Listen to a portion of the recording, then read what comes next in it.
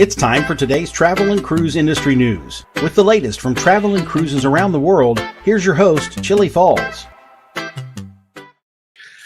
Hey, good morning and welcome to Travel and Cruise Industry News on this, the 30th day of April 2020. Welcome one and welcome all. If you are new to this channel, we appreciate you being here. This is going to have a rather long show today because I've got a bunch of stuff to cover. Tom Henry is, I found out that Tom sets his alarm clock at 10 minutes to 11 with the tune Green Acres.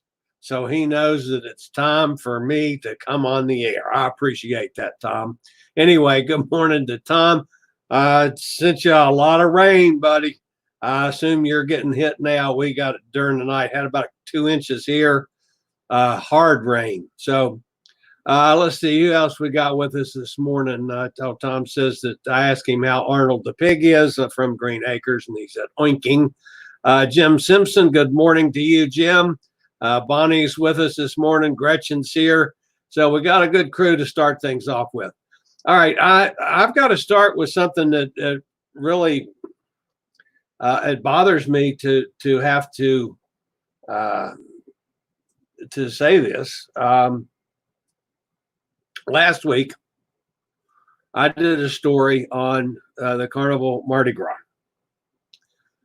Basically, I reported that the Mardi Gras was once again delayed until March of 2021. That report, folks, was totally inaccurate, and for that, I apologize. I was called out by a couple of viewers. And when I realized that my reporting was inaccurate, I immediately removed the questionable video from both YouTube and Facebook. I appreciate the fact of you folks that called me to task on this. I'm not going to make any excuses. I misinterpreted the data that I had. Now, what happened was most of you know that I have been reading tea leaves with the cruise companies and picking off their movement on the voluntary suspension of operations, sometimes a week to 10 days before they actually announced it. And it was the identical signals came out with over the Carnival Mardi Gras that I'd been stealing from all of the companies for the last 2 months over their suspension of operations. At the same time, there was a press release from Meyer Turco in Finland, where the Carnival Mardi Gras is being constructed. And it was picked up by Cruise Radio, who's one of my sources for information. And one sentence in that press release I missed. It was stuck away from the rest of the article, buried between a picture and an advertisement on the Cruise Radio thing. And I missed the sentence. Had I seen the sentence, I wouldn't have drawn the conclusions that I did about the operation being delayed. The truth of the matter, the Carnival Mardi Gras is expected to sail in November as was originally scheduled. Now, they did cancel the first 8 cruises from the original schedule, but then it was supposed to sail in November, and that is supposedly going off as per schedule. So they are, however, not sailing with a full ship. They have lowered the number of passengers, probably lowered the number of crew, and they'll be sailing with a much smaller number of people from November through the end of March, actually through the 20th March sailing from Fort Lauderdale. Come on, tongue. So I completely missed out on the fact that they are expected to sail per their normal schedule.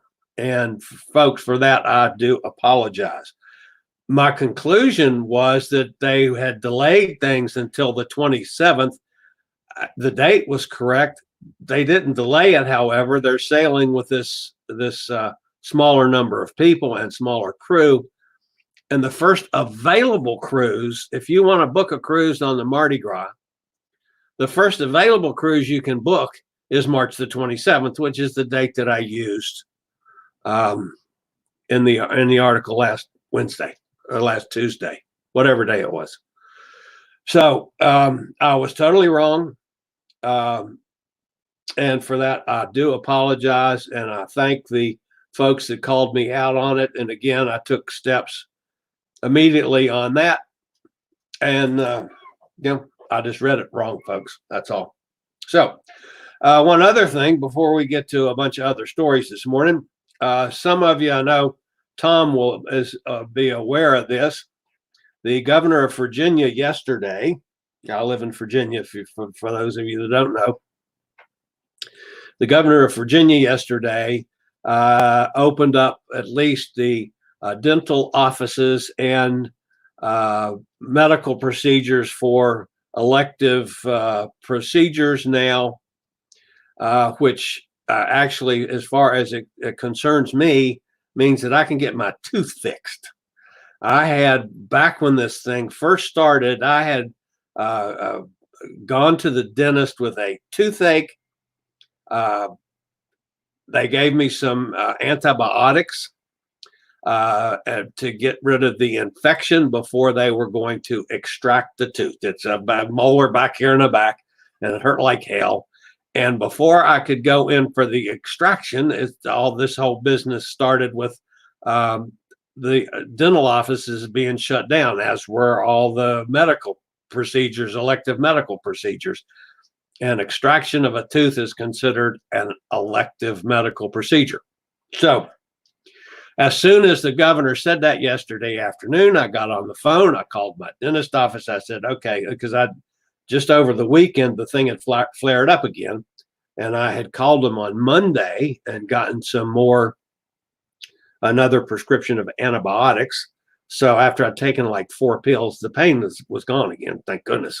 Because I was pretty miserable until Monday when I got the prescription.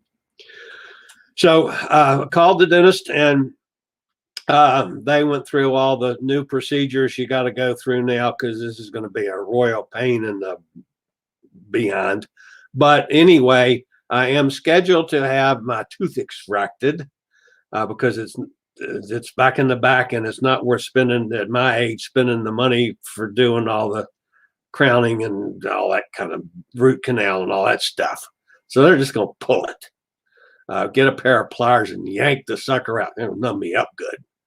But anyway, that is scheduled for Monday at 11:50 a.m. And I have to, of course, I have my mask and all that stuff on to go into an office because I've not been anywhere, for months. So I'm going to have the tooth pulled on Monday. So who knows what I'm going to be like with Tuesday for our regularly scheduled program. I mean, I might have a chipmunk jaw out to here, but I'm hoping that they'll just yank it out and, give me a pain pill or else I'll drink bourbon and I'll be ready for the show Tuesday morning. So at least I'm counting on it. So you guys know I'm going to have a tooth yanked on Monday.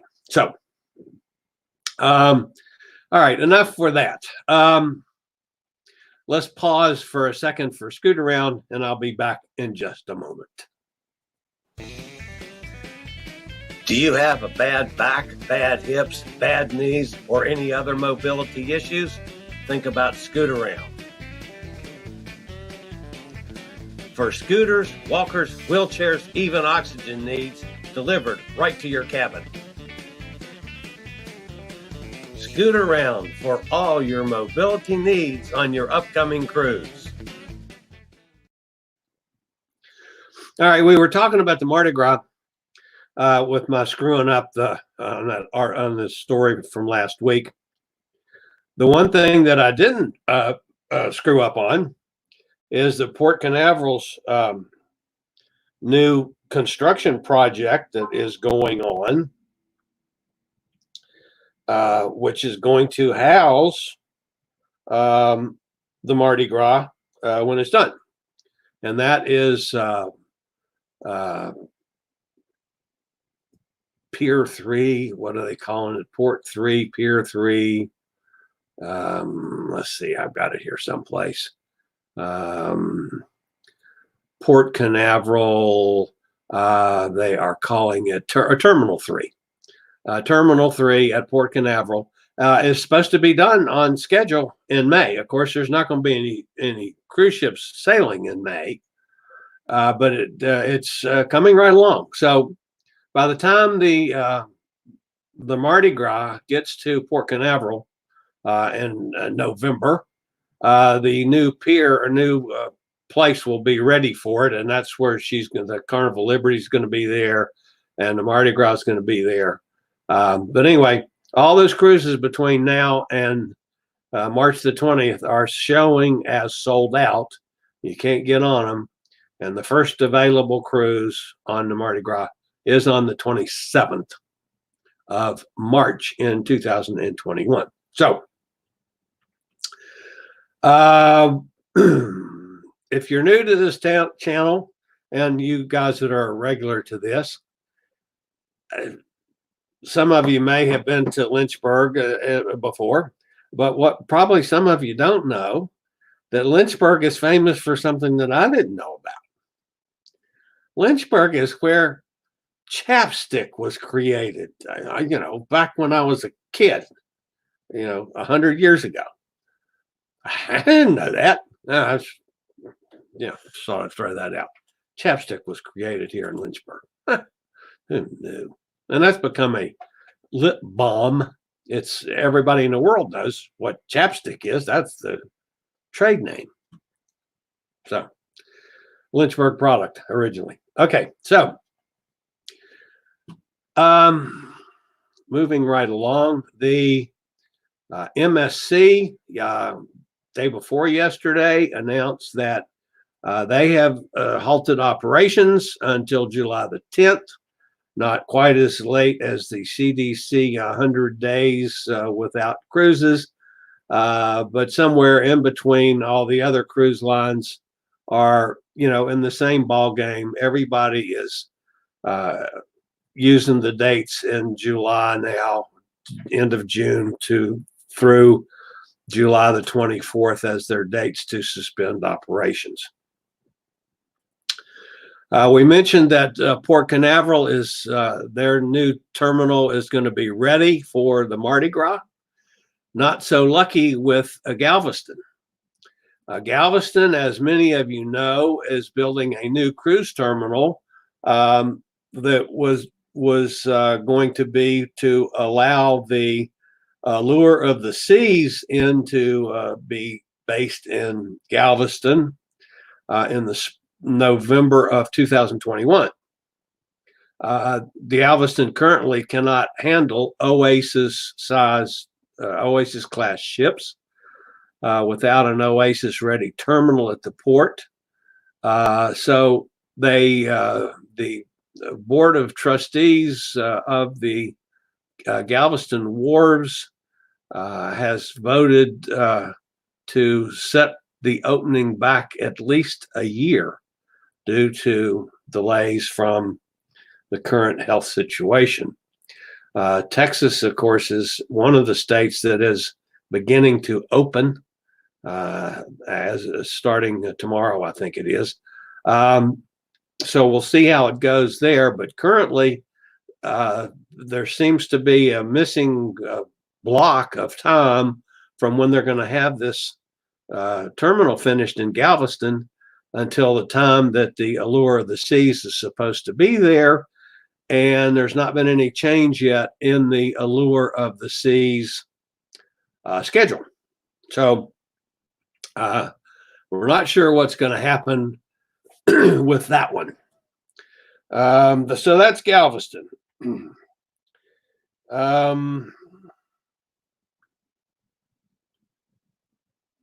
The Alan Fox, who is the CEO and main poobah of Vacations to Go, put out his basically his State of the Union, State of the Travel Industry email to all of his customers and folks that follow him. And there were a couple of things that were rather interesting. It's a rather lengthy thing, so I'm not going to read that to you. But he says that, of course, most ships and river boats are done. They're off schedule for now, either by governmental order or due to lack of guests. However, the resorts that they represent, as opposed to the cruise lines, you can also Vacations to Go also does a lot with resorts where you go in, you do a 7-day, 7-night stay at a resort someplace, and it's all inclusive, and it's like being on a cruise ship, only you're not at sea. But he says a number of the resorts that they represent, particularly in Mexico, the Caribbean, and the Bahamas, will likely be among the first to reopen due to the low number of COVID-19 cases reported in those destinations, and that they are warm, humid climates that may help to slow the spread of the virus. So he's indicating, at least from this letter, that there's a possibility that some of the resort programs will be open before cruise ship programs. Now, I have done both. I have been a cruise guy all my life, but I have done a couple of vacations in resorts, and they're delightful. I mean, they're nice places to stay. You can eat well. It's just like you're on a cruise, only you're not on a boat.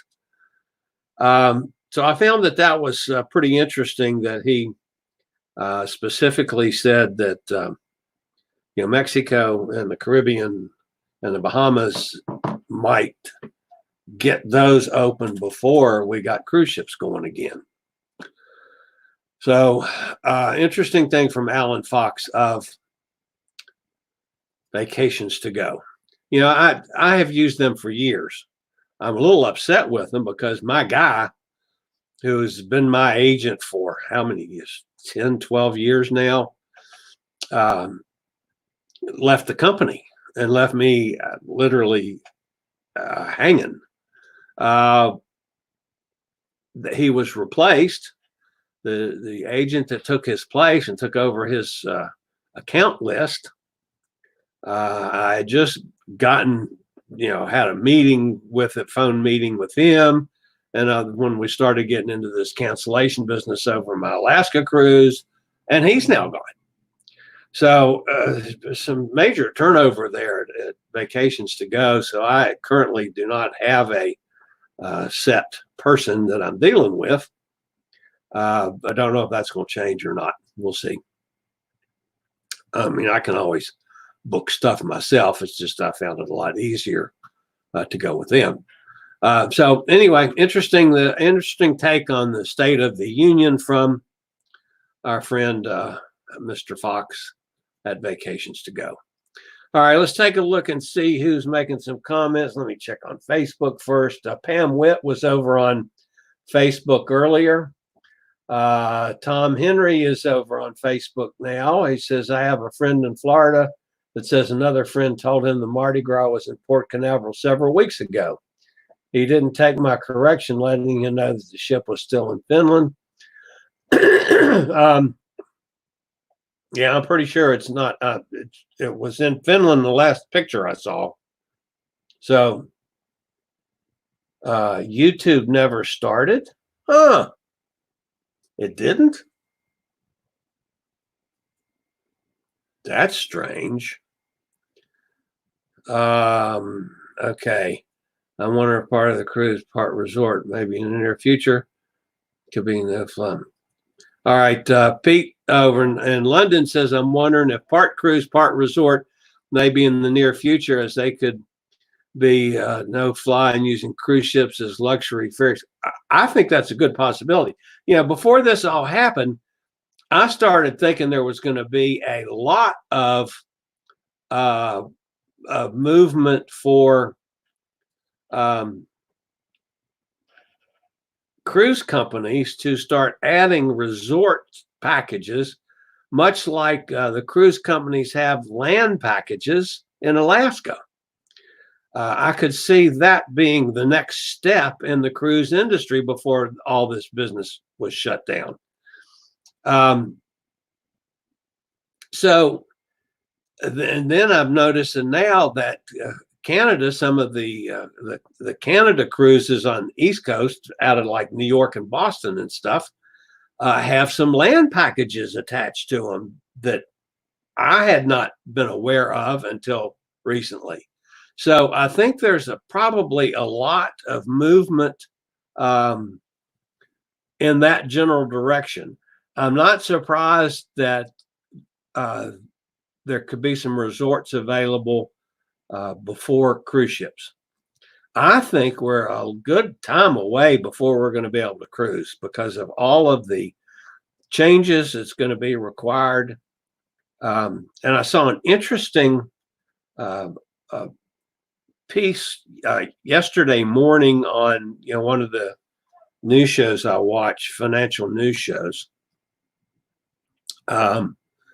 where there is, and I only caught it half one ear and out the other, but there's a company now that's got a scan very similar to the airport scans, the security scans that we have to go through, to see if I got a gun in my hip or whatever. Those scans that can now, they're more medically inclined. They can tell if you've got a temperature. They can tell if you've got. Obviously they can't test if you've got COVID or not, but it's a more of a medical scan as opposed to the security scan. And if they get those to the point of being where they're inexpensive enough that like the cruise lines can afford it, that would be a whole lot easier and quicker that you walk through a scan to get on a cruise ship, and it tells them that you're safe to get on the cruise ship. So that's could be an interesting development for the cruise industry on down the road, I'm afraid. Tom Henry said that he almost hopes that Royal Caribbean cancels his July the 3rd cruise. The NCL Sun is now doing a 4-day cruise on July 3rd. I could book 2 suites for less than the 3-day Mariner suite. RCCL is very expensive. Yeah, Tom, I agree. They are. One of the reasons that I don't do much with Royal Caribbean is because it's a little steep for me. I'm always looking for the bargains out there. But anyway, Carnival, they're having a big meeting out in the water near the Bahamas. Well, I don't know, 19 Carnival ships, not a whole bunch of them. And they're basically what they're doing is they're meeting out there and shuffling crew members around and getting ready to transport these crew members home. Now, that is going on with Carnival right now, literally as we speak. And they've designated where all these folks are going, but a lot of them to the Philippines, and I don't remember all the locations. But they're putting them together and then sending dispatching these ships out to take getting the crew members home. So they're going through a great deal of expense to get these crew members home that have been stuck on the ships forever, and they can't get them off. They wouldn't be doing that, folks, if they're going to be cruising in 30 days. They wouldn't be going to this much trouble. So I think the cruise industry knows that we're at least done, probably through the summer at least, and maybe into the fall, before that they even can hope of getting the cruise business going again. I don't see it happening anytime soon. But anyway, that's where we are on that. So that's going on literally today. There's a whole bunch of them meeting, and they're taking some off of this ship, put it on that ship, and others from another ship, and they're shuffling around to get them on the ship that's going to the home ports and getting people home. I mean, they'll still have the skeleton crew that they have to operate a ship until the time that it'll be sailing again. But something tells me we're looking now, this by the CDC, the middle of July, and I think it can probably go further than that. I mean, folks, this is my opinion. Don't hold me to that one. But I just don't see it happening anytime soon. So if your guys aren't doing anything tomorrow afternoon, you can join Pete and John and I as we host a show from London on the future of solo cruising. We're going to be chatting about that tomorrow. No, what's not tomorrow? What's today? Today's Thursday. Tomorrow's Friday. Anyway, this weekend Sunday, we're doing the show from Sunday afternoon. Pete says, yeah, Pete jumped in. Sunday afternoon, we're doing the show from London. So join us Sunday afternoon. You'll have some fun. We'll talk about solo cruising because a lot of you guys are solo folks. Jason, I don't know if I haven't seen Jason this morning. It's interesting that Jason has figured out that his name is spelled for the rest of the year. July, August, September, October, and November. And his name spells out all the time that he can't cruise. So anyway, that's our friend Jason from Pittsburgh. Anyway, that wraps us up for today, folks. I will be back on Saturday morning at 11 o'clock for our regular episode of Travel and Cruise Industry News. If anything happens in the meantime, I will try to get either a live broadcast or a video up as soon as possible. For those of you that are new, glad you made it today. If you like to keep up the latest in cruise ships, ports of call, cruises themselves, my interview shows, which are called Chillie Chats, and Travel and Cruise Industry News, just hit that little subscribe button in the lower right-hand corner. And Tina Turtle, that's Tina Turtle back there in the background, she always appreciates thumbs up. So if you'd like to give Tina Turtle a thumbs up this morning, we certainly do appreciate that. And other than that, folks, that wraps me up for today. I'll see you on Saturday, and then on Tuesday, we'll see how I do after I have my tooth yanked out. So that's it for today, guys. This is the Fat Travel Guy. Later, y'all. Thank you for watching today's Travel and Cruise Industry News. Join us every Tuesday, Thursday, and Saturday morning at 11 a.m. Eastern for another episode. Travel and Cruise Industry News is a production of Chillie's Cruises.